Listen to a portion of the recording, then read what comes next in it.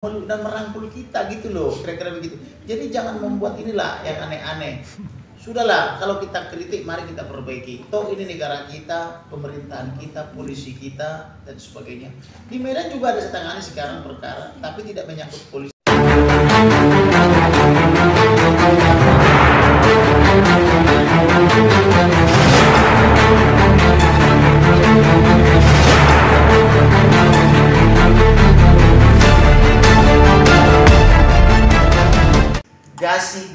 Kasih gajinya yang pantas. Singapura aja bisa kasih ART sampai dengan 30 juta. Masa Indonesia sebesar ini tidak bisa kasih ASN, TNI Polri tidak bisa 30 sampai 100 juta? Harusnya bisa, dengan catatan hilangkan budaya korupsi. Biasakan bekerja profesional. Itulah kritik saya. Dan itu tidak akan mundur saya. Siapapun yang melaporkan saya, laporkan siang malam, saya tidak pernah takut. Terima kasih. Ya. Dan kemarin juga sebelum ini saya dilaporkan ke Bang Kamarudin, seminggu sebelumnya Bang Kamarudin udah sempat memperingatkan saya juga, hati-hati, saya jadi target. Siap, udah saya laporkan aja. Iya. Makanya saya bilang begini, saya potong ya. Iya. Mas Buya tidak salah. Beliau hanya mewawancarai. Adalah dijamin oleh konstitusi hak berpendapat. Setiap orang dijamin berpendapat, bahkan mengkritik. Kalaupun dinilai ada kesalahan di sini, dilimpahkan ke saya. Saya bertanggung jawab 100%. Jangan ke Mas Buya. Dia hanya sebagai narasumber. Hanya sebagai pewawancara. Sama halnya dengan undang-undang pers. Apakah wartawan dilindungi? Ya. Menurut Undang-Undang Nomor 40 Tahun 1999 tentang pers, wartawan itu dijamin dan dilindungi oleh negara. Lalu bagaimana kalau ada pemberitaan wartawan dianggap merugikan atau menghilangkan hak seseorang atau merugikan, lalu kita bilang ada hak jawab.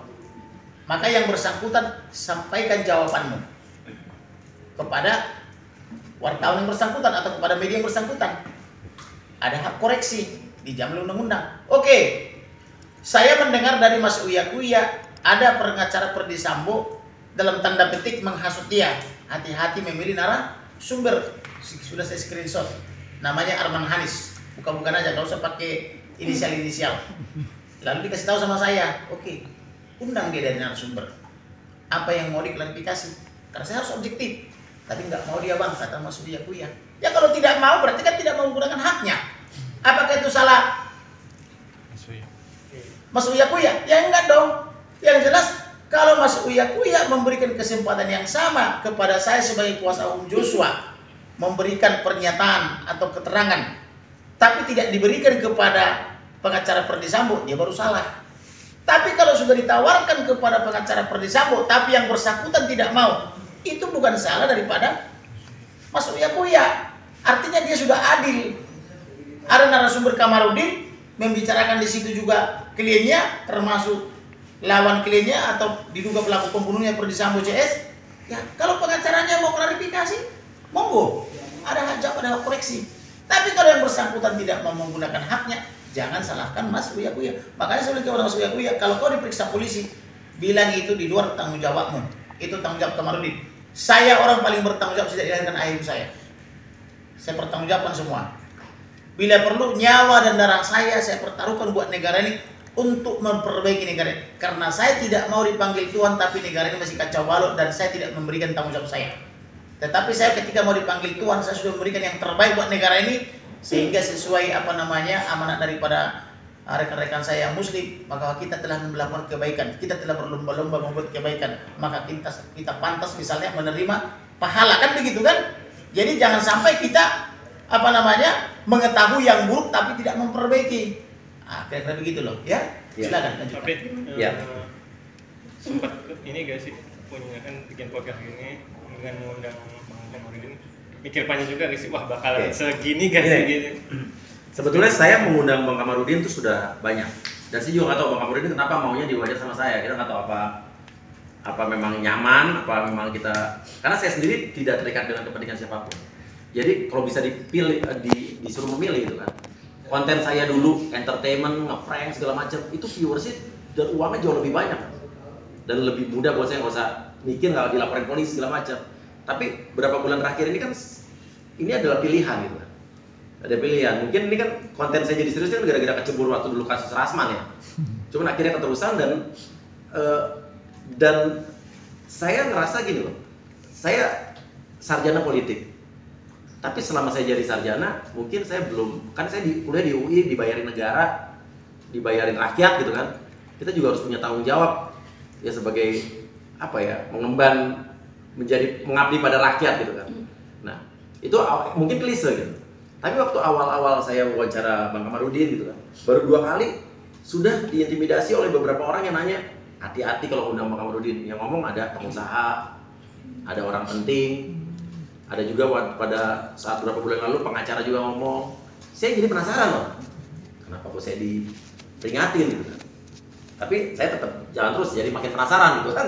Tapi apa yang dikatakan Bang Kamarudin tuh menarik sekali gitu, dan ibaratnya Bang Kamarudin banyak mengkritisi beberapa oknum-oknum institusi gak cuma polisi doang, tapi oknum-oknum institusi lain juga banyak.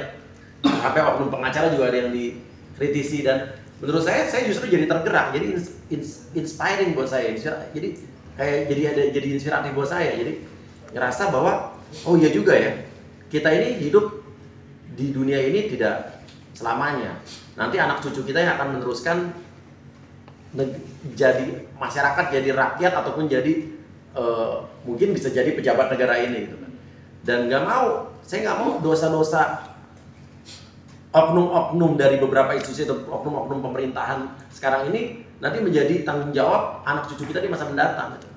Jadi saya juga jadi kayak secara otomatis apa ya, naluri saya juga jadi pengen ikut memperjuangkan dan menyuarakan kebenaran dan juga orang-orang yang tertindas. Tapi kalau di channel saya bukan hanya saja soal Sambo, soal institusi A, B, C, D.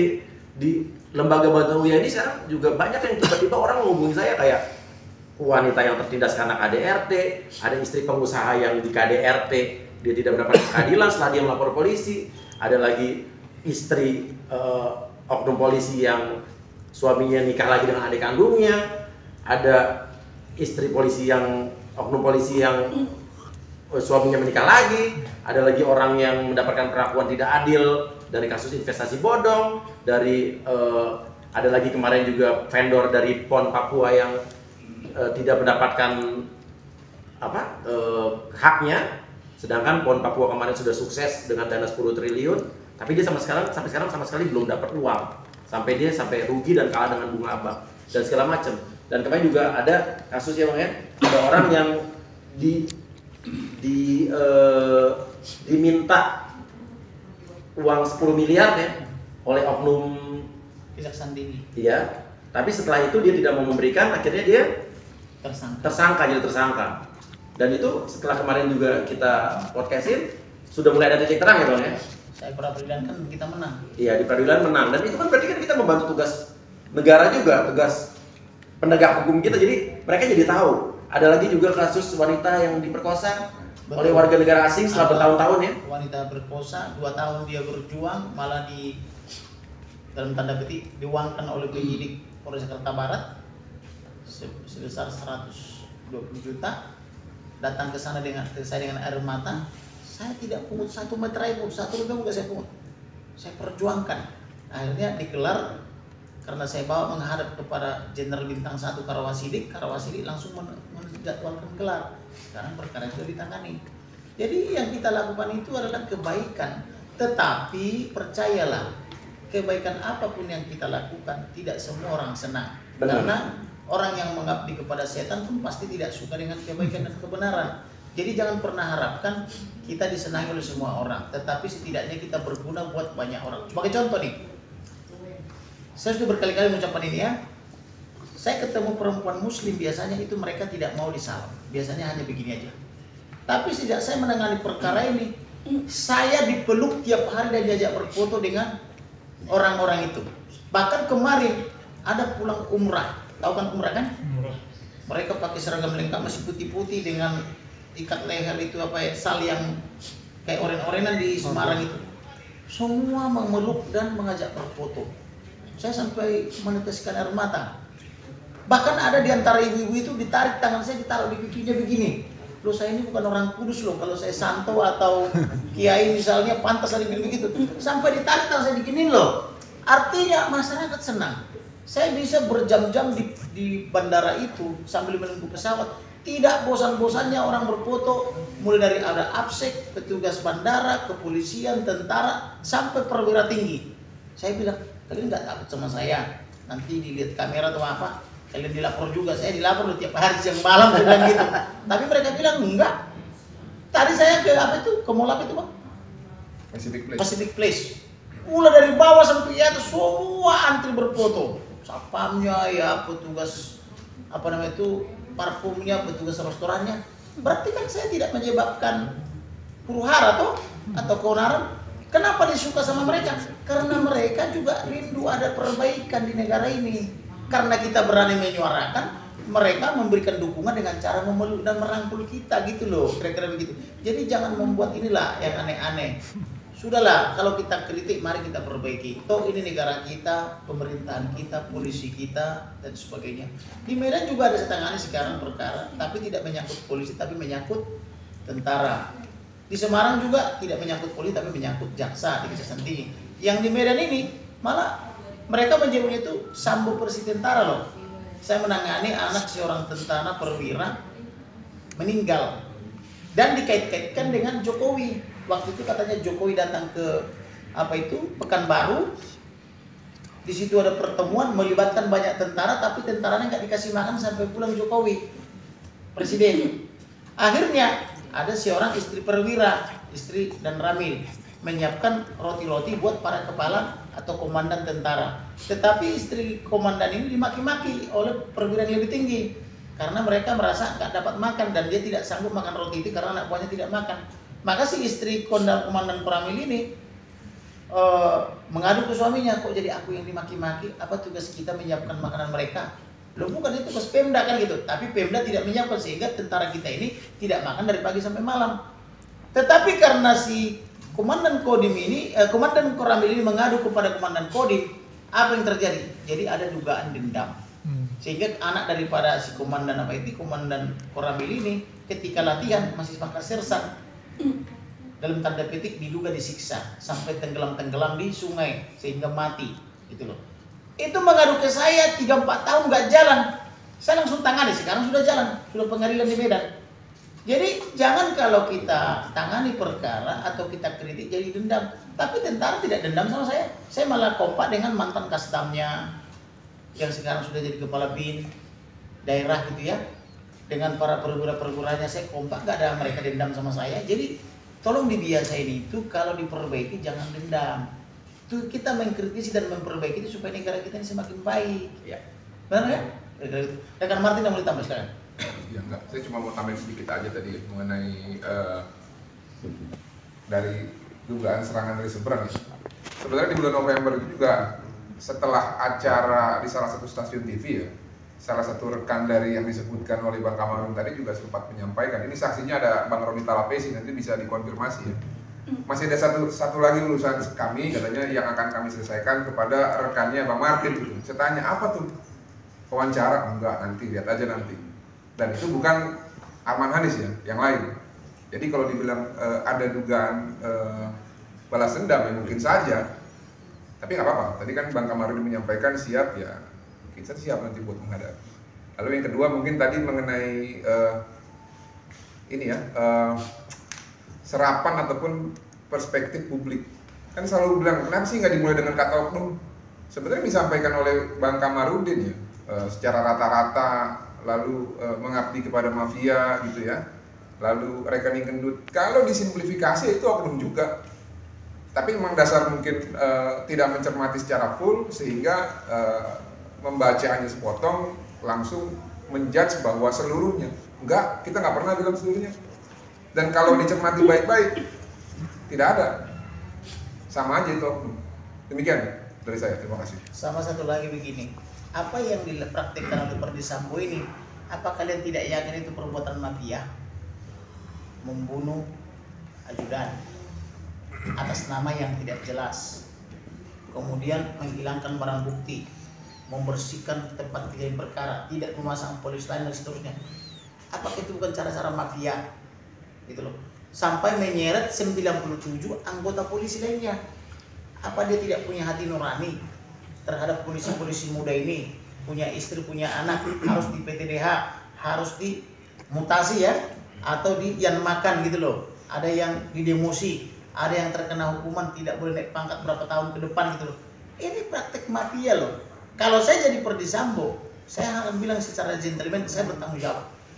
Itu baru jenderal. Tetapi kesalahan mereka ini adalah Perdi Sambo itu belum pernah jadi Wakapolda, belum pernah jadi Kapolda, langsung diangkat jadi Kadipropam. Apa iya mengerti dia mengawasi Polda sedangkan dia sendiri belum pernah jadi Kapolda? 34 Polda loh. Ya, itu harus saya sampaikan.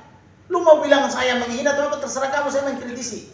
Harusnya ideal Kadipropam itu sudah pernah jadi minimal Wakapolda atau Kapolda, baru layak jadi Kadipropam. Tapi karena sistem di negara kita ini buruk, mengangkat pejabat berdasarkan perkawanan, tidak peduli senior atau junior, inilah jadinya. Ini harus saya sampaikan. Maka ke depan 2024 pilihlah pemimpin yang baik dan benar, yang mempekerjakan orang atau memberi tugas proporsional sesuai kemampuannya, gitu loh. Jadi jangan karena perkawanan atau perkoncoan. Oh, karena dia dulu dekat dengan ini ketika jadi Kapolres, ketika dia jadi gubernur, oh maka dia diberikan jabatan yang prestisius, padahal belum waktunya. Akhirnya rusaklah seperti ini, gitu loh. Jadi saya harus kritisi itu. Kamu suka atau tidak, itulah saya. Memang kerjaan saya sejak kecil adalah mengkritik orang. Iya. Terima kasih. Oke. Dan saya tambahin juga, jadi semenjak saya memilih untuk membantu orang dengan beberapa kasus, bukan hanya kasus ini aja ya, kasus macam-macam tadi saya sebutin, saya banyak juga diintimidasi dan juga diintervensi oleh beberapa orang, teman pengusaha. Ada sebenarnya saya mau kerjasama sama salah satu pengusaha di satu kota, tiba-tiba dibatalin, dia nggak bilang kenapa, tapi sebelumnya dibilang, bang bisa nggak konten yang itu di take down? Saya enggak, tapi bisa dibilang kita nggak bisa lanjut, oh ya nggak apa-apa. Terus kemarin tanggal 27 ada program TV yang udah mau syuting, udah deal, jalan, tiba-tiba nggak bisa. Saya bertanya kenapa? Nggak, ada dari atasan kita nggak suka sama kontennya Bang dia. Oke, ada lagi yang bilang lagi satu program yang bilang, oh Mas Uyo sudah berpolitik, batal juga program. Terus ya macam-macam. Itu hanya satu bukti yang akhirnya jadi satu aksi dari sebuah reaksi. Tapi yang cuma reaksi-reaksi kayak nelfon, tolong di take down podcast ini, tolong ini diganti judulnya, tolong yang ini jangan diundang, itu banyak sekali datang ke saya. Sampai saya bingung kenapa gitu. Karena kalau dipikir-pikir, kalau saya mau main aman, nyaman, kayaknya saya udah deh nggak usah deh main podcastan, balik aja ngeprang zaman dulu. Cuman itu yang membuat saya penasaran, akhirnya kenapa ya? Gitu. Tapi saya nggak mau kembali ke zona nyaman, tapi hati saya jadi tidak tentram gitu. Jadi saya punya pertanyaan besar, kenapa, ada apa gitu? Ternyata saya mulai merasakan efeknya.